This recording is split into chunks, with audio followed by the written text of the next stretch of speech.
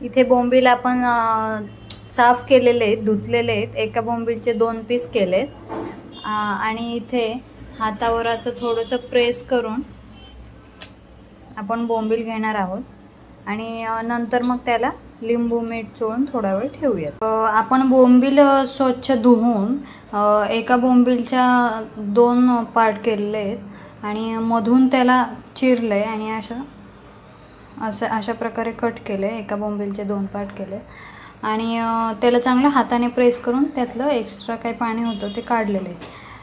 तर आपण त्यात आता लिंबू पिळूया.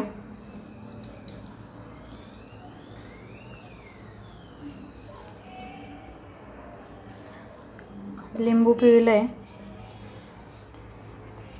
आता लिंबू नंतर धना पावडर टाकते मी, फुल चम्मच मस्त. हळद टाकते, हळद 1 मोठा चम्मच.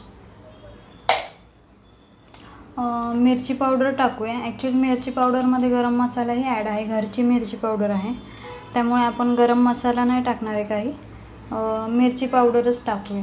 मिरची पावडर अगदी मस्त टाकूया भरपूर, म्हणजे तिखट, तुम्हाला तिखट जेवढं जमतं त्याप्रमाणे मिरची पावडर आणि अंदाजे मीठ, चवीनुसार तुमच्या मीठ टाकायचं आहे. आपण लिंबू पिळलेला आहे आधी. 1.5 चम्मच मीठ माझ्या अंदाजानुसार टाकलेलं आहे. आपण हे छान असं मिक्स करून घेऊया.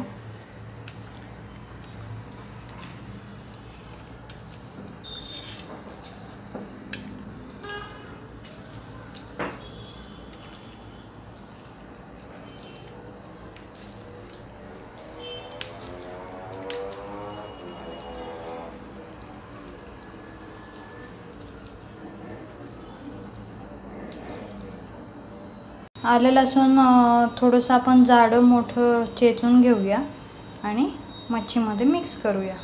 आलं लसूणचे जाडं मोठं चेचलं होतं, ते व्यवस्थित लावून घेतलं आहे. मच्छीला व्यवस्थित मसाला मिक्स झालेला आहे, व्यवस्थित लागला गेला आहे. प्रत्येक पीसला व्यवस्थित मसाला लावला आहे. आपण आता हे कमीत कमी 15-20 मिनटं तरी ठेवूयात मच्छी.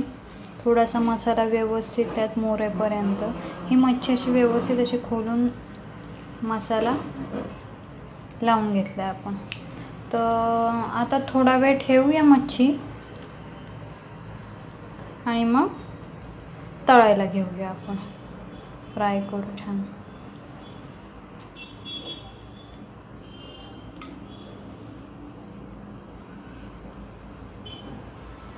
आपण जवळजवळ अर्धा तास ठेवलेले,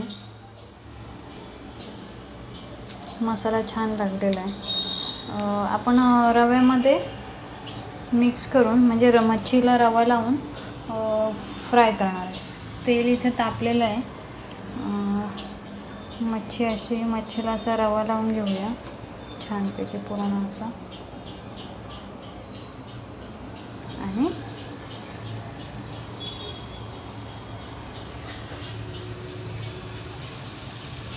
तेलात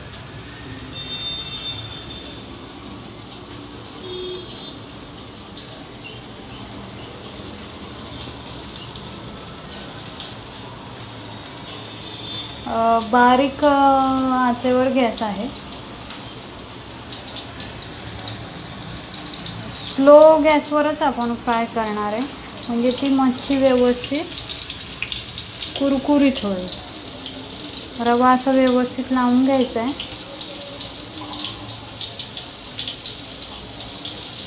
आणि पण आता एका साईडने मच्छीचे पीसेस लावून घेऊया.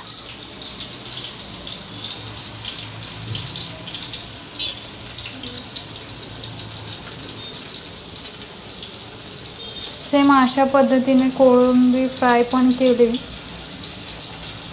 तरी खूप टेस्टी लागते.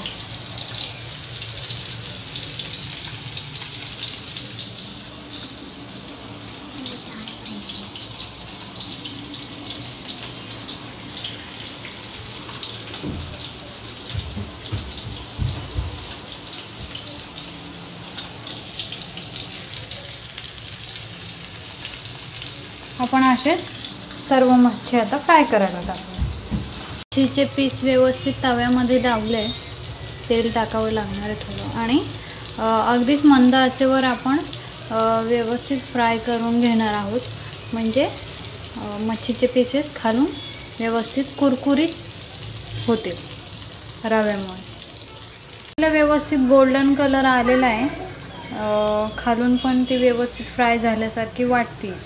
तर आपण तिला पलटी करून घेऊया मच्छीला. हां, व्यवस्थित झालं. कोटिंग हे कडक झाले बऱ्यापैकी, म्हणजे व्यवस्थित कलर पण आलेला आहे.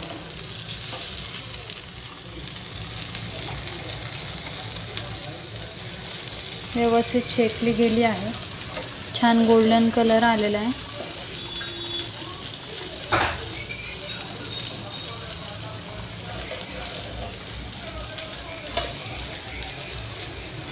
सर्व पीस असे आपण पलटी करून घेणार आहोत. हे वरचं जे कोटिंग आहे आपण रवा लावलेलं ते व्यवस्थित कडक झाले आणि कलर छान गोल्डन आलेला. आपण पलटी करून घेऊ, अजून तेल टाकूया, म्हणजे आपली रेडी होईल मच्छी. कुरकुरीत अशी आपली मच्छी रेडी आहे.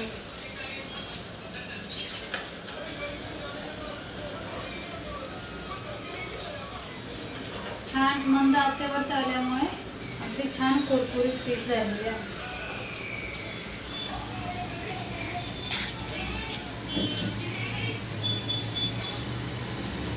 तुम्हाला रेसिपी आवडली असेल तर लाईक करा, शेअर करा, सबस्क्राईब करा.